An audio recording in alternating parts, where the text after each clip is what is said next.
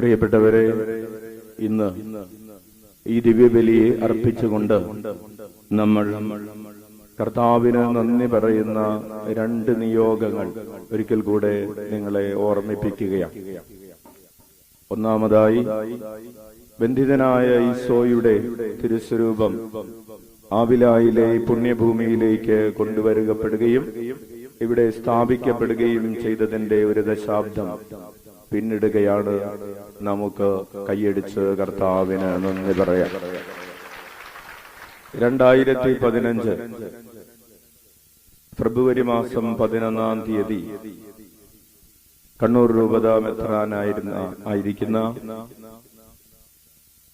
Alex Vadakkanthala പിതാവാണ് അന്ന് ആ രൂപം വെഞ്ചരിക്കുകയും ഇവിടെ പ്രതിഷ്ഠിക്കുകയും ചെയ്തത്.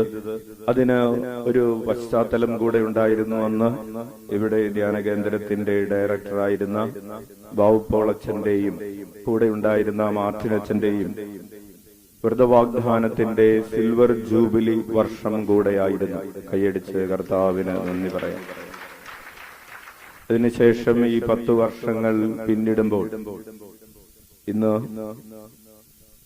അച്ഛന്റെയും അതുപോലെ അച്ഛന്റെ ഒപ്പം വ്രതവാഗ്ദാനം ചെയ്ത വലതുവശത്ത് ഉള്ള സിലുവിനച്ഛന്റെയും ഇടതുവശത്തുള്ള സബാസ്നച്ഛന്റെയും വ്രതവാഗ്ദാനത്തിന്റെ സിൽവർ ജൂബിലി കൂടെ നമ്മൾ ഇന്ന് ആഘോഷിക്കുകയും കർത്താവിന് നന്ദി പറയുകയുമാണ്. കൈയടിച്ച് നന്ദി പറയാം. ഉച്ചത്തിൽ വിളിക്കാം ഈശോയേ.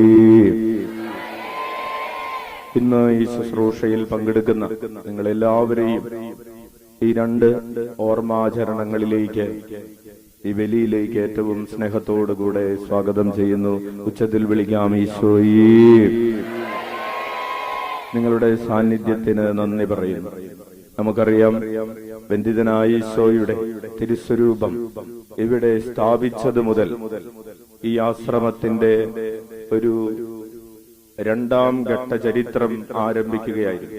2004 ഈ ആശ്രമം ആവിലാസദനാശ്രമം ഈ കാരാവർ മണ്ണിൽ ഉദ്ഘാടനം ചെയ്യപ്പെട്ടത്. 2015 ബന്ധിതനായ ഈശോയുടെ തിരുസ്വരൂപം പ്രതിഷ്ഠിക്കപ്പെട്ടത്. ആവിലായിലെ വിശുദ്ധ അമ്മ ത്രേസ്യയെ മാനസാന്തരത്തിലേക്ക് നയിച്ച രൂപം എന്ന രീതിയിൽ കർമ്മലീത്ത സഭയ്ക്ക് പ്രത്യേകമായ ഒരു ഭക്തി ഈ തിരുസ്വരൂപത്തോട് ഉള്ളത് ഈ മണ്ണിൽ വളരെ ശക്തിയോടുകൂടെ പ്രചരിപ്പിക്കപ്പെടാൻ കർത്താവ് ഇടവരുത്തിയതിനെ ഓർത്ത് കൈയടിച്ച് ഉച്ചത്തിൽ വിളിക്കാം ഈശോയേ. ഈ 39-ാമത്തെ വയസ്സിൽ ഈ തിരുസ്വരൂപത്തിന്റെ ദർശനം അമ്മ ത്രേസ്യയെ ആഴമായൊരു മാനസാന്തരത്തിലേക്കും പ്രാർത്ഥനാ ചൈതന്യത്തിലേക്കും നയിച്ചു എന്നതാണ് ചരിത്രം. ഈ തിരുസ്വരൂപം കണ്ടപ്പോൾ അമ്മ ത്രേസ്യ ഈശോ തന്റെ മനുഷ്യ ശരീരത്തിൽ എത്രമാത്രം സഹിച്ചു എന്നത് ധ്യാനിക്കുകയും, ഈശോ എനിക്ക് വേണ്ടി ഇത്രമാത്രം സഹിച്ചത് ഈശോയ്ക്ക് എന്നോടുള്ള വലിയ സ്നേഹത്തിന്റെ അടയാളമാണെന്ന് അത് അവളുടെ ഹൃദയത്തിൽ ആഴമായി പതിയുകയും, തന്നെ ഇത്രമാത്രം സ്നേഹിക്കുന്ന ഈശോയെ ഇനി ഒരിക്കലും എന്റെ ചിന്തയിലോ വാക്കിലോ പ്രവൃത്തിയിലോ ഞാൻ വേദനിപ്പിക്കുകയില്ല എന്ന് മാത്രമല്ല, അവിടത്തോടുള്ള സ്നേഹത്താൽ ജ്വലിക്കുന്നൊരു ഹൃദയമായി അവളുടെ ഹൃദയം മാറി എന്നതും ചരിത്രമാണ്. കൈയടിച്ച് ഉച്ചത്തിൽ വിളിക്കാം ഈശോയേ. അതുകൊണ്ടാണ് ഈശോയുടെ ആ തിരുമുറിവുകളെ ധ്യാനിച്ച്, ഈശോയുടെ ആ സ്നേഹത്തെ ധ്യാനിച്ച് നമ്മുടെ പ്രാർത്ഥനാ നിയോഗങ്ങൾ ആ തിരുസ്വരൂപത്തിനടുത്ത് നമ്മൾ കെട്ടിയിടുമ്പോ നമുക്കൊരു ഉറപ്പുള്ളത്, ഈശോ തന്റെ സ്നേഹം കൊണ്ടാണ് നമ്മുടെ പ്രാർത്ഥനാ നിയോഗങ്ങൾ വായിക്കുന്നതെന്ന്. അവിടുന്ന് തന്റെ ഹൃദയം കൊണ്ടാണ് നമ്മുടെ നിയോഗങ്ങൾക്ക് ഉത്തരം നൽകുന്നതെന്ന്. ഉച്ചത്തിൽ വിളിക്കാം ഈശോയേ. ഈശോയുടെ മുറിവുകൾ നമ്മെ ഈശോയുടെ സ്നേഹത്തിലേക്ക് മാനസാന്തരപ്പെടുത്തുക കൂടി ചെയ്യുന്നുണ്ട്. അതുകൊണ്ടാണ് ആ പ്രാർത്ഥനാ നിയോഗങ്ങൾ ഈശോയുടെ തിരുസ്വരൂപത്തോട് ചേർത്ത് കെട്ടിയിടാനുള്ള പ്രാർത്ഥനാ നിയോഗങ്ങളും പിടിച്ചുകൊണ്ട് കുരിശടിയിൽ ചെന്ന് കുരിശിൽ അവിടെ നിയോഗങ്ങൾ സമർപ്പിച്ച് ആ പ്രാർത്ഥനാ നിയോഗങ്ങൾ കയ്യിൽ പിടിച്ച് നമ്മൾ മുട്ടയിൽ വലിയുന്നത്. ഈശോയുടെ ത്യാഗത്തിൽ, ഈശോയുടെ സഹനത്തിൽ, ഈശോയെ എന്നെയും നീ പങ്കുകാരനാക്കണമേ. ഈശോയുടെ സഹനത്തിൽ നമ്മൾ പങ്കുകാരാകുമ്പോഴാണ് ഈശോയുടെ മഹത്വത്തിലും ഈശോ തരുന്ന കൃപകളിലും നമ്മൾ പങ്കുകാരാകുന്നത് എന്ന ബോധ്യത്തോടുകൂടെയാണ്, പ്രാശ്ചിത്യത്തിന്റെ ഒരു അരൂപിയോടുകൂടെ, പരിഹാരത്തിന്റെ അരൂപിയോടുകൂടെ ആയിരങ്ങൾ ഈ തിരുനടയിൽ ഈ ത്യാഗവീതിയിൽ മുട്ടയിൽ വലിഞ്ഞും ഉരുൾനേർച്ച നടത്തിയും പ്രാർത്ഥിക്കുന്നത്. ഉച്ചത്തിൽ വിളിക്കാം ഈശോയേ. അപ്പോൾ നമ്മൾ സ്നേഹത്തോടെ ഈശോയ്ക്ക് നമ്മോടുള്ള സ്നേഹത്തെ ധ്യാനിക്കുന്നു എന്ന് മാത്രമല്ല, ഈശോ നടന്നുപോയ ആ ത്യാഗത്തിന്റെ വഴികളിലൂടെ, ആ പരിത്യാഗത്തിന്റെ വഴികളിലൂടെ നടക്കാൻ നമ്മൾ ഒരു പ്രതിബദ്ധത പ്രദർശിപ്പിക്കുക കൂടി ചെയ്യുകയാണ് ഈ പുണ്യഭൂമിയിൽ. ഉച്ചത്തിൽ വിളിക്കാം പ്രിയപ്പെട്ടവരെ. അതുകൊണ്ട് ഈ ആവിലായിലെ തിരുനടയിൽ പ്രചരിപ്പിക്കപ്പെടുന്ന ഒരു ആത്മീയത എന്ന് പറയുന്നത് അനുതാപത്തിന്റെയും പ്രാശ്ചിത്തത്തിന്റെയും ഒരു ആത്മീയതയാണ്. ആളുകൾ ചോദിച്ചേക്കാം, എന്തുകൊണ്ടാണ് ഇവിടെ ഒരു ത്യാഗവീതിയുള്ളത്? എന്തുകൊണ്ടാണ് ഇവിടെ മുട്ടേൽ വലിഞ്ഞ് പ്രാർത്ഥനയുള്ളത്? എന്തുകൊണ്ടാണ് ഇവിടെ ഉരുൾനേർച്ചയുള്ളത്?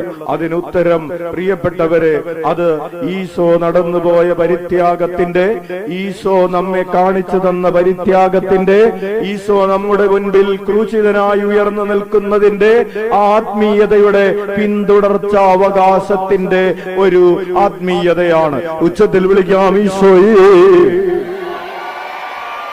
അത് ആവിലായിലെ വിശുദ്ധ അമ്മ ത്രേസ്യ സഭയിൽ പ്രചരിപ്പിച്ച, പ്രൊമോട്ട് ചെയ്ത ഒരു ആത്മീയതയാണ്.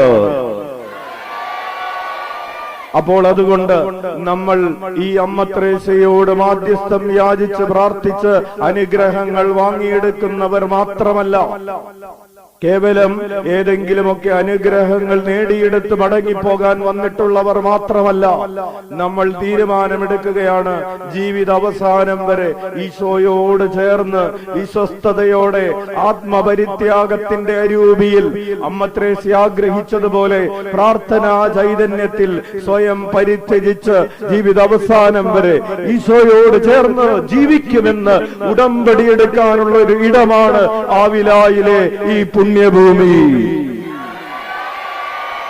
തീർന്നില്ല. അമ്മ ത്രേസ്യ ആഗ്രഹിച്ചത് തന്റെ പ്രിയപ്പെട്ടവർ, ഈശോയോട് ചേർന്ന് പ്രാർത്ഥിക്കുന്നവർ ലോകം മുഴുവനും മിഷണറിമാരാകണമെന്നത് അമ്മ ത്രേസ്യയുടെ ഒരാഗ്രഹമായിരുന്നു. ലോകം മുഴുവൻ വചനം പ്രഘോഷിക്കാനും പാപത്തിലേക്കും നാശത്തിലേക്കും നിത്യദുഃഖത്തിലേക്കും നിത്യനരകത്തിലേക്കും വഴിതെറ്റിപ്പോകുന്ന ആത്മാക്കളെ ദൈവത്തിന് വേണ്ടി നേടുവാനും വേണ്ടിയാണ് ആവിലായിലെ അമ്മ പുരുഷന്മാർക്ക് വേണ്ടിയിട്ടുള്ള നിഷ്പാദുക കർമ്മലീത്ത സഭ ആരംഭിച്ചത്. അതുകൊണ്ട് കർമ്മലീത്ത സഭയുടെ ഈ ആലയത്തിൽ, ഈ പുണ്യഭൂമിയിൽ, ഈ തിരുനടയിൽ കർത്താവ് തന്റെ മഹത്വം നിരന്തരം അത്ഭുതങ്ങളിലൂടെയും അടയാളങ്ങളിലൂടെയും വെളിപ്പെടുത്തുന്ന ഈ പുണ്യാലയത്തിൽ നമുക്കെടുക്കേണ്ട രണ്ടാമത്തെ ഉടമ്പടി, ജീവിതാവസാനം വരെ എന്റെ സർവ്വ കഴിവുകളോടും കൂടെ ഞാൻ ഈശോയ്ക്ക് വേണ്ടി ജീവിക്കുമെന്ന ഉടമ്പടിയാണ്. ഈശോയോട് ചേർന്ന് ജീവിച്ചാൽ മാത്രം പോരാ, ഈശോയിൽ നിന്ന് അനുഗ്രഹങ്ങൾ മേടിച്ചെടുത്താൽ മാത്രം പോരാ, ഞാൻ ഈശോയ്ക്ക് വേണ്ടി ജീവിക്കുന്ന ഒരു ദൈവ പൈതലായി ഞാൻ മാറണം. അങ്ങനെ ഞാൻ ഈശോയ്ക്ക് വേണ്ടി ജീവിക്കുമ്പോഴാണ് ഞാൻ ഈശോയെ പോലെ ആയിത്തീരുന്നത്. ഈശോയെ പോലെ ആയിത്തീരുക എന്നതാണ് പ്രിയപ്പെട്ടവരെ നമ്മളുടെ ഈ ജീവിതയാത്രയുടെ ലക്ഷ്യം. ഈ ജീവിതയാത്രയിൽ നമ്മൾ ഈശോയെ പോലെ ആയിത്തീരുന്നില്ല എങ്കിൽ നമ്മുടെ ജീവിതയാത്ര ലക്ഷ്യത്തിലെത്താത്ത യാത്രയായി ഒരു ദുരന്തമായി പരിണമിക്കും. ഈശോയെ പോലെ ആകണമെങ്കിലുള്ള ഒരു എളുപ്പ വഴിയാണ്. ഈശോ ഈ ഭൂമിയിലേക്ക് വന്നത് എല്ലാ മനുഷ്യരെയും പിതാവിലേക്ക് കൂട്ടിക്കൊണ്ടുപോകാനാണ്. ഞാൻ ഈ ഭൂമിയിൽ ജീവിക്കുന്നതിന്റെ ലക്ഷ്യവും, നമ്മൾ ഈ ഭൂമിയിൽ ജീവിക്കുന്നതിന്റെ ലക്ഷ്യവും എല്ലാ മനുഷ്യരെയും ദൈവത്തിലേക്ക് ആകർഷിക്കാൻ വേണ്ടിയാണ്. അതുകൊണ്ട് നമ്മുടെ സമയമാകട്ടെ, നമ്മുടെ സമ്പത്താകട്ടെ, നമ്മുടെ ആരോഗ്യമാകട്ടെ, നമ്മുടെ ബുദ്ധിശക്തിയാകട്ടെ, നമ്മുടെ മറ്റു കഴിവുകളാകട്ടെ, നമ്മുടെ ബന്ധുബലമാകട്ടെ, നമ്മുടെ സ്നേഹിതരാകട്ടെ, നമുക്കുള്ളതെല്ലാം കർത്താവിന് വേണ്ടി ചിലവഴിക്കുമെന്ന്, ദൈവരാജ്യത്തിന്റെ വളർച്ചയ്ക്ക് വേണ്ടി ഉപയോഗിക്കുമെന്ന് ഉടമ്പടി എടുക്കാനുള്ള ഇടമാണ് ഈ ആവിലായുടെ തിരുനട. ഈ ഒരു ബോധ്യത്തോടുകൂടെയാണ് കഴിഞ്ഞ 10 വർഷങ്ങൾ ബന്ധിതനായ ഈശോയുടെ തിരുസ്വരൂപത്തിന്റെ മുമ്പിൽ നമ്മൾ നിന്ന് പ്രാർത്ഥിച്ചത്. പ്രിയപ്പെട്ടവരെ, അതുപോലെ തന്നെ നമ്മൾ നന്ദി പറയുന്ന രണ്ടാമത്തെ കാര്യം, അച്ഛന്റെ കൂടെ വ്രതവാഗ്ദാനം ചെയ്തവരുടെ വ്രതവാഗ്ദാനത്തിന്റെ സിൽവർ ജൂബിലിയ. എന്താണ്? ആരുടെയാണ്? Hallelujah, hallelujah. ഇടതുവശത്ത് ഉള്ള സെബാസ്റ്റ്യൻ അച്ഛനും വലതുവശത്തുള്ള സിൽവിൻ അച്ഛനും, ഞങ്ങൾ 3 പേരും, അതുപോലെ തന്നെ മറ്റ് 4 പേരും പല കാരണങ്ങൾ കൊണ്ട് അവർക്ക് ഇന്ന് വരാൻ സാധിച്ചില്ല. അപ്പോൾ ഞങ്ങൾ 7 പേർ ഇന്ന് കഴിഞ്ഞ 11-ാം തീയതി, അതായത് ചൊവ്വാഴ്ച ജൂബിലി ആഘോഷിച്ചു. കർത്താവിന് നന്ദി പറയുന്നു. കഴിഞ്ഞ 25 വർഷങ്ങൾ ഞങ്ങളുടെ കുറവുകൾ പരിഗണിക്കാതെ കർത്താവ് തന്നോട് ചേർന്ന് നിൽക്കാൻ, തന്റെ അൾത്താരയിൽ ശുശ്രൂഷ ചെയ്യാൻ കർത്താവ് കൃപ തന്നതിനെ ഓർത്ത് നമുക്ക് കൈയടിച്ച് നന്ദി പറയാം. ഉച്ചത്തിൽ വിളിക്കാം, ഈശോയേ. വലതുവശത്തുള്ള സിൽവിനച്ചൻ കഴിഞ്ഞ 14 വർഷങ്ങളായി ഒറീസ മിഷനിൽ ശുശ്രൂഷ ചെയ്തുകൊണ്ടിരിക്കുകയാണ്. ഇടതുവശത്തുള്ള സെബാസ്റ്റ്യനച്ചൻ കഴിഞ്ഞ ഈ 18 വർഷങ്ങൾ, പൗരോഹിത്യത്തിന്റെ 18-ാം വർഷമാണ്. 18 വർഷങ്ങൾ പ്രിയപ്പെടുന്ന ഒരു വചന പ്രഘോഷകനും ധ്യാനഗുരുവുമൊക്കെയായി സഭയിൽ ശുശ്രൂഷ ചെയ്തുകൊണ്ടിരിക്കുകയാണ്.